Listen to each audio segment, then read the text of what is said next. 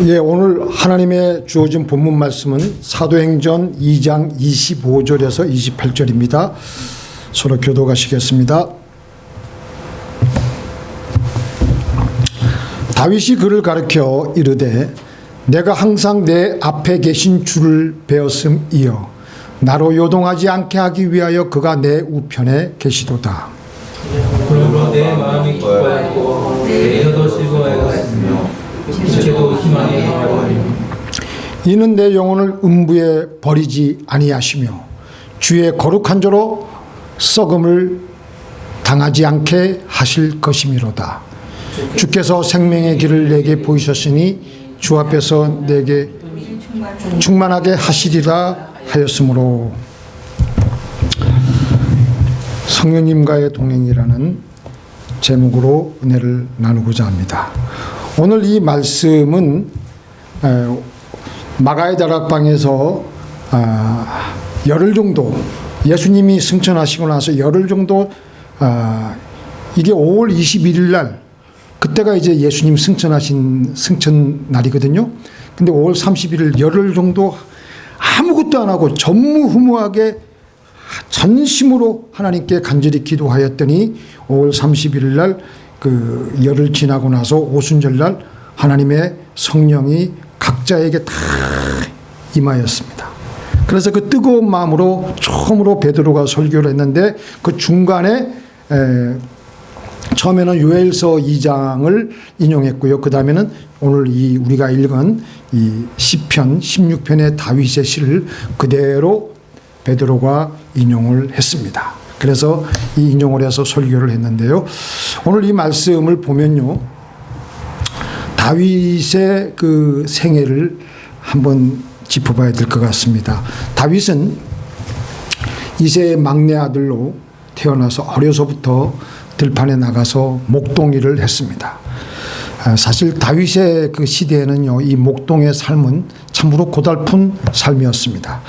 사나운 맹수들의 공격을 받아가면서 밤낮으로 도적을 맞지 않기 위해서 낮에는 더위를 무릅쓰고 밤에는 추위를 당하면서도 눈을 부릅뜨고 자기의 주어진 양떼를 지키기 위해서 애를 썼습니다.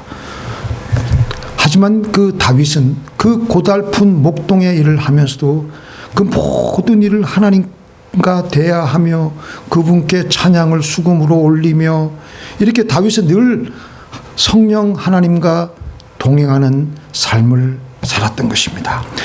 목동 생활 중에 아버지 심부름으로 전쟁터에 음식을 들고 갔다가 다윗은 거기서 뜻하지 않게 골리앗을 무찌르게 되었고 그 일로 이스라엘의 영웅이 됩니다. 그리고 사울 왕의 딸인 미갈과 결혼하여 왕의 사위가 되기도 합니다. 하지만 그 좋은 일이 생기자마자 바로 사울 왕의 시기를 받아서 도망을 치며 사울의 특공대를 피해서 유다 광야 이곳 저곳을 옮겨 다니며 그러다가 여러 차례 죽을 뻔한 그 위기를 맞이했지만 또 그때마다 하나님께서 그를 도우셔서 살아났고 오히려 다윗이 사울 왕을 죽일 수 있는 기회가 있었지만 그는 그때마다 사울 왕을 죽이지 않습니다. 이런 모든 우여곡절 끝에 다윗은 사울 왕이 죽은 후에 이스라엘의 새로운 왕이 됩니다. 왕이 된 후에 그는 주변 국가와의 영토 전쟁을 통해 이스라엘을 강대한 나라로 만들며 태평성대를 누리게 됩니다. 그리고 얼마 안 있다가 또 자신의 아들 압살롬의 반란이 일어났죠. 그래서 왕에서 쫓겨나서 광야로 그냥 황급히 도망치며 그리고 이제 그 압살롬의 반란은 다행히 잘 진압이 되고 왕위로 복귀하게 되고 그러면서 말년에 또 그냥 평안히 넘어가는가 했더니 또 자신의 여러 아내에게서 난 아들들 간의 분쟁으로 마음에 큰 고통을 겪게 됩니다. 다윗의 생애를 돌이켜보면 보통 사람으로서는 감당하기 어려운 인생의 고비를 한두 번도 아니고 많은 고비를 다윗은 겪었습니다. 그 많은 죽을 고비들 중에서 그 중에 한 고비를 겪으면서 오늘 본문을 기록한 것으로 보입니다. 25절에 보니까 25절 한번 보시기 바랍니다. 주목해서 25절만. 다윗이 그를 가리켜 이르되 내가 항상 내 앞에 계신 주를 배웠음이요 나로 요동하지 않게 하기 위하여 그가 내 우편에 계시도다. 고난의 시기에 어려운 고비를 지나가면서 항상 하나님을 모시며 항상 그분과 대화하며 그 고난의 시기에 고비를 지나면서 인생길을 걸어갔습니다. 시편 23편 4절에서도 다윗이 이렇게 얘기했죠. 그때도 고난의 시기에 자기는 어떻게 할 것이냐고 말을 했냐면은 내가 사망의 음침한 골짜기로 다닐지라도 내가 해를 두려워하지 않을 것은 주께서 나와 함께 하심이라. 주의 지팡이와 막대기가 나를 안위하시나이다. 다윗이 생명의 위협을 받는 그 어려운 절망적인 상황 속에서 하나님과 계속 대화하고 모든 일을 하나님과 상의하며 쉴 새 없이 동행하며 주님이 나와 함께 하시는구나. 주의 지팡이와 막대기가 나를 보호하여 주시고 나를 지켜주시는구나. 신앙은요, 언제 판가름이 나느냐면은 고난의 시기에 판가름이 납니다. 캄캄한 밤하늘에 별이 더 빛나는 것처럼 하나님과 함께하는 신앙도요, 우리가 고난당하고 어려울 때 그 진가가 더욱더 드러나고 빛나게 됩니다. 다윗의 신앙은 이렇게 어렵고 힘들 때, 어두컴컴할 때 유난히도 빛이 났던 것입니다. 요셉도 마찬가지였습니다. 어두컴컴한 종살이, 옥살이, 그는 혼자 살지 않았습니다. 하나님과 함께 동행하며 살았기에 요셉의 신앙을 우리는 아주 값지다고 멋지다고 그렇게 우리는 말을 하고 있는 것입니다. 그래서 다윗도 요셉처럼 형통한 삶을 살았습니다.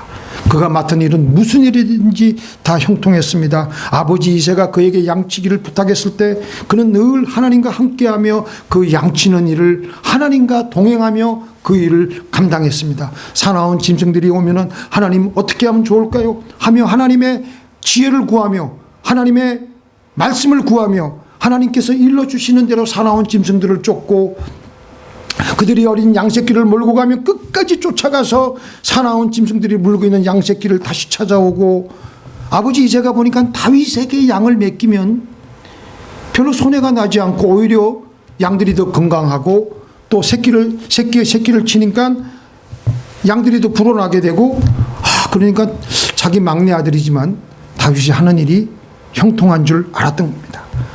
그러나 그 무엇보다도 더 중요한 것은 다윗이 이렇게 고난 중에도 하나님과 함께 하니까, 하나님을 모시고 사니까 26절부터 보세요. 내 마음이 기쁘고 내 혀도 즐겁고 내 육신도 같이 들떠서 너무 좋은 겁니다. 그러므로 내 마음이 기뻐하였고 내 혀도 즐거워하였으며 육체도 희망에 거하리니. 근데 이렇게 하나님과 잘 동행하다가 잠시 방황하게 되면, 잠시 방심하게 되면 마귀는 기다리지 않고 그 순간을 노려서 즉시 우리에게 득달같이 달려듭니다.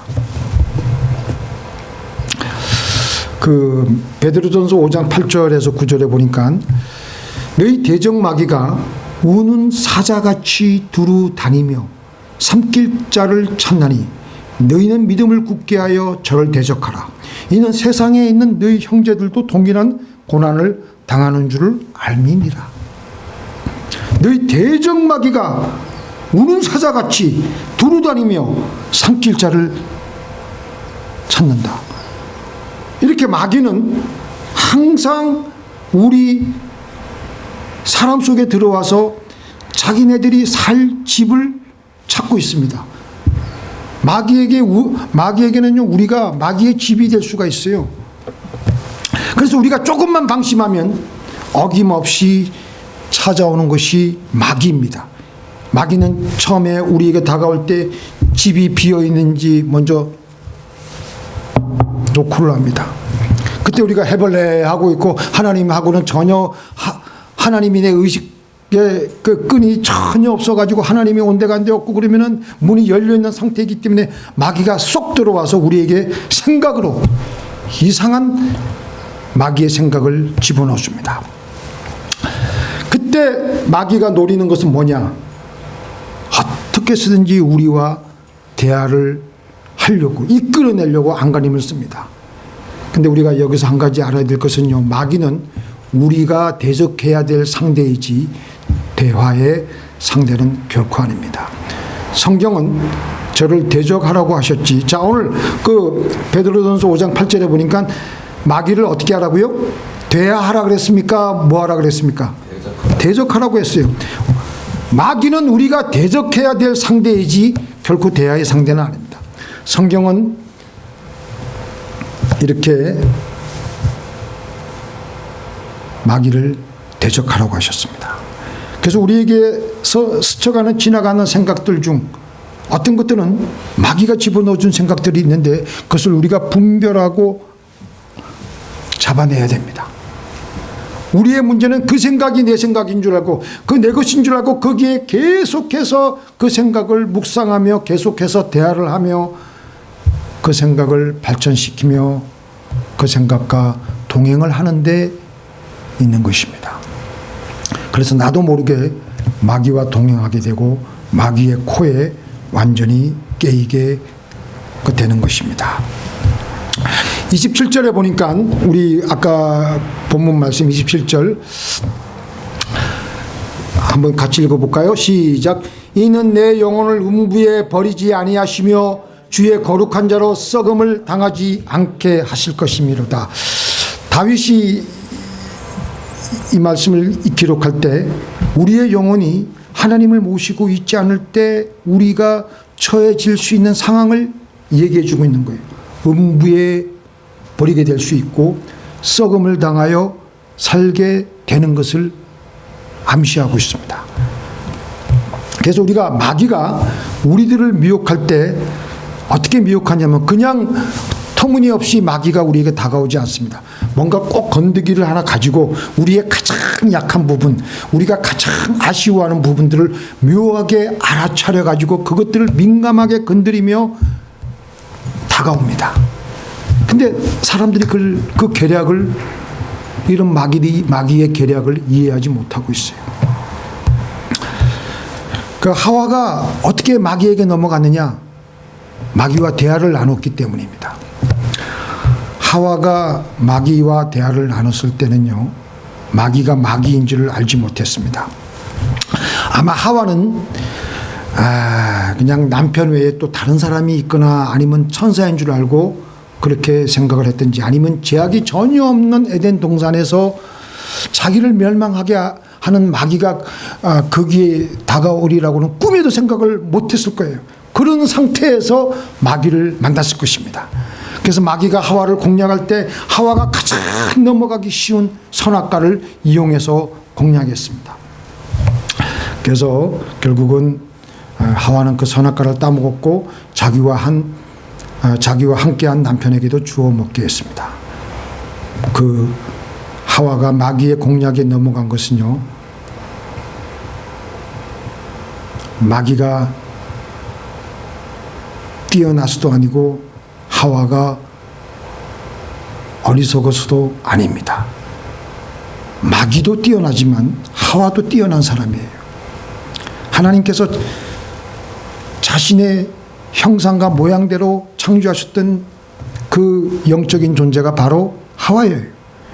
하나님께서 창조하신 에덴 동산을 친히 다스렸던 사람이 바로 하와였고, 수많은 짐승들과 평화스럽게 살아가며 만물을 다스리기에 조금도 부족함이 없는 것이 아담과 하와였습니다. 그런 능력의 사람이었던 하와가 마귀의 공략에 미혹을 받아 에덴 동산에서 쫓겨났던 것은 다름 아닌 마귀와 대화를 하기 시작했기 때문에 넘어간 것입니다. 자, 우리 하와가 어떻게 넘어갔습니까? 자, 이 질문 한번 보세요. 하나님이 참으로 너희들로 동산 모든 나무의 실과를 먹지 말라 하시더냐? 이 질문이 아주 이상한 질문이에요. 마귀의 계략을 전혀 인식하지 못했던 하와는 이 생각이 이 질문에 자기도 모르게 답을 하고 말았던 거예요. 뭐라 그랬습니까? 여자가 뱀에게 말하되 동산 나무의 실과를 우리가 먹을 수 있으나 동산 중앙에 있는 나무의 실과는 하나님의 말씀에 너희는 먹지도 말고 만지지도 말라 너희가 죽을까 하노라. 자기도 모르게 마귀의 이상한 질문에 끌려가 이상한 질문에 우리가 대응을 하면요, 그 대답도 이상한 대답이 나올 수밖에 없어요. 그게 끌려가면 안 되고 그냥 바로 대적해야 되는데, 그래서 첫 번째 문제가 뭐냐, 선악을 알게 하는 나무의 열매만 먹지 말라고 하나님은 분명히 말씀하셨는데, 동산 중앙에 있는 나무의 열매를 싸잡아 가지고 먹지 말라. 동산 중앙에 있는 나무의 열매는 뭐예요? 선악과도 있었지만 뭐가 있었죠? 생명실과도 있었잖아요. 근데 동산 중앙에 있는 두 나무 모두 다 먹지 말라고 하나님께서는 그렇게 말씀하신 적이 없는데 하와가 이렇게 얘기한 거예요. 그 다음에 두 번째 뭐냐, 분명히 하나님은 먹지 말라고 하셨지 만지지도 말라까지는 말씀하지 않으셨어요. 우리는 이렇게 마귀가 집어넣어준 생각, 이상한 질문에 반응을 보이고 대화를 하면요, 우리는 생각도 못하게 실수를 하게 되고 뜻하지 않게 거짓말이 자연스럽게 흘러나오는 것을 우리가 얼마나 많이 경험합니까? 자, 이렇게 말을 함으로써 하와는 어떤 마음이 드냐면, 하나님의 명령이, 자기가 대답한 질문, 자기가 마귀의 이상한 질문에 이상하게 대답을 해놓고서도 그 명령이 이제 완전히 코가 끼어가지고 자기도 모르게 어떤 생각이 드냐면은, 하나님의 명령이 너무 지나치다, 너무 못마땅하다. 어떤 분은요, 신앙이 약해지면 하나님께 삐진 분들이 많이 있어요. 하나님이 너무 섭섭하다. 그래가지고 섭섭마귀가 들어가지고 자기도 모르게 하나님이 하지 않은 말씀을 더 첨가시키고 해가지고 하나님과 더욱더 거리가 멀어지는 분들이 있어요. 이렇게 나도 모르게 마귀가 원하는 대로 범죄하게 되고, 이제는 내가 뱉어 놓았던 말에 내가 질질 계속해서 끌려가게 되므로 마귀와의 동행이 시작되는 거예요. 성령님과의 동행이 아니라 우리가 살아가는 삶의 현실에서 수없이 일어나는 영적인 현실의 실상입니다. 그렇기 때문에 우리는 더욱더 성령 하나님과의 동행을 해야 됩니다. 하나님께 묻고 또 물어보는 겁니다. 묻고 또 묻고, 그러면 하나님께서 말씀해 주십니다. 자, 우리 한번 읽어볼까요? 시작. 하나님 아는 것을 대적하여 높아진 것을 다 무너뜨리고 모든 생각을 사로잡아 그리스도에게 복종하게 하니. 우리에게 모든 스쳐가는 생각들 하나님께 물어보는 거예요. 근데 하나님께 물어보지 않으면 내가 알 수가 없어요. 근데 하나님께 물어보고 하면은 어떤 것들은 이게 마귀의 생각인지 생각이 아닌지 금방 알 수 있거든요. 하나님이 대본에 말씀해 주시니까. 그러면서 마귀의 생각들은 다 사라지고 다 사로잡아지게 되고 다 흔적도 없이 날아가는데, 어떤 분이 주님과 동행하는 기쁨에 푹 빠져 살다가 잠시 순간적으로 그의 생각이 하나님과 끊어졌어요. 방심해가지고. 그래서 자기도 모르게, 아마 남자분이었던 것 같아요, 그동안 끊었던 음란물을 다시 보고는 깊은 좌절감에 빠지게 되었습니다. 즉시 회개하고 하나님께로 돌아왔지만 이전처럼 하나님과의 그 친밀한 회복이 잘 안 되는 거예요. 그래서 이분이 뭐라 그러냐면은, 주님과의 친밀한 느낌은 좀처럼 회복되지 않았습니다. 점점 모든 것이 다 부질없어 보이고 모든 것을 포기하고 어디론가 멀리 떠나버리고 싶다는 생각이 들게 되고요. 그것이 책임 있는 행동이라는 생각마저 들었습니다. 그러면서 자기가 그 고백을 하면서 스스로 깜짝 놀라는 게, 내가 왜 이런 생각을 하는 거야? 이거는 마귀가 주는 생각이었던 것을 비로소 알아차렸던 거예요. 하루에도 수없이 스쳐가는 생각들, 그중 마귀가 주는 생각과 감정이 있습니다. 언제 그런 생각이 나에게 흘러 들어가는지도 모릅니다. 마귀는 가룟 유다에게 예수님을 팔려는 생각을 집어넣어줬습니다. 아나니아와 삽브라에게는 또 거짓말할 생각을 집어넣어줬고요. 베드로에게도 예수님의 십자가 가는 길을 가로막을 생각을 넣어줬습니다. 그러므로 항상 우리에게 스쳐 지나가는 모든 생각에 대해서 우리는 우리와 동행하고 우리와 함께 하시는 하나님께 물어봐야 될 줄로 믿습니다. 하나님, 이 생각은 무엇입니까? 이것은 누구의 것입니까? 그러면 대번에 알아차립니다. 어떤 분은 고백하기를, 제가 만약 제 생각 속에 다가오는 모든 말에 순종했더라면 아파트에서 여러 번 뛰어내렸을 것이고 집을 여러 번 뛰쳐나갔을 것이고 벌써 이혼을 한 상태에 벌써 이혼했을 것입니다. 그때마다 이것은 사탄의 계계이기 때문에 넘어가면 안 된다라는 의지로 잘 이겨온 것 같습니다. 밧세바와 간음하고 우리아를 죽였던 다윗도 그 순간에 들려온 마귀의 생각에 넘어가지 않고 잘 이겨내었습니다.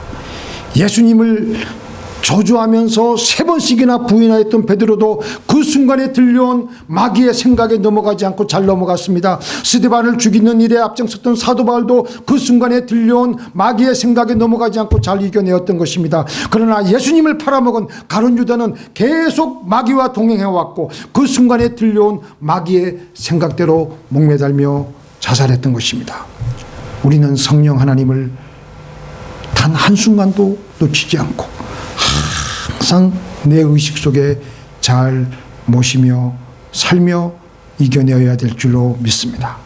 그래서 순간적으로 우리는 주님과의 동행권을 한시라도 놓치지 않도록 해야겠습니다. 놓치는 순간 그때부터 마귀는 우리에게 다가오며 생각에 미끼를 슬슬 던지며 우리가 끌려들기를 기다리기 시작합니다. 거기에 낚이면 우리는 지옥의 삶, 음부의 삶으로 우리도 모르게 끌려가는 것입니다. 오늘은 성령 강림의 날입니다. 모든 일을 다 기도로 돌리며 성령 하나님께 묻고 또 묻고 내 생각 속에 스쳐가는 생각들을 가지고도 하나님께 또 묻고 이렇게 성령님과 지속적으로 동행하면요, 물론 우리가 집중적으로 기도하는 거 중요하지만 생활 속에서 모든 일을 기도로 돌려가지고 하다 보면요, 운전하다가 성령 세례 받는 분들이 종종 있어요. 이렇게 간증 들어보면요, 운전하다가 성령이 임하고 그냥 방언이 막 터지고 그리고 또 놀라운 병고침의 역사가 일어나고 하며 마음이 기뻐서 내 혀도 즐거워서 찬양이 절로 나오게 될 것입니다. 강물같이 흐르는 기쁨, 성령 강림함이라. 정결한 마음 영원하도록 주님 계실 곳이라. 우리 다 함께 찬양하시겠습니다.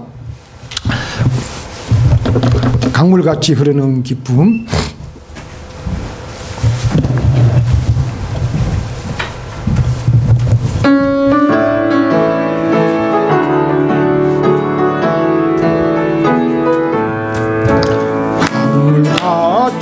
흐르는 기쁨 성령 강림함이라. 정결한 맘 영원하도록 주의 거처 되겠네. 주님 주시는 참된 평화가 내 맘속에 넘치네. 주의 말씀에 거센 풍랑도 잠잠하게 되도다. 성령이 마심이라. 의심 슬픔 사라져 주의 평강 넘치네. 주님 주시는 참된 평화가 내 맘속에 넘치네.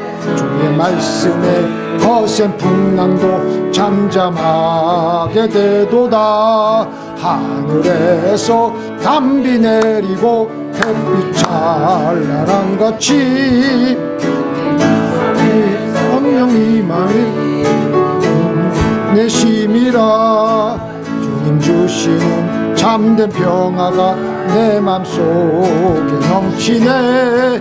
주의 말씀에 거센 풍랑도 잠잠하게 되도다. 생명신에 넘쳐 흘러서 마른 광야 적시니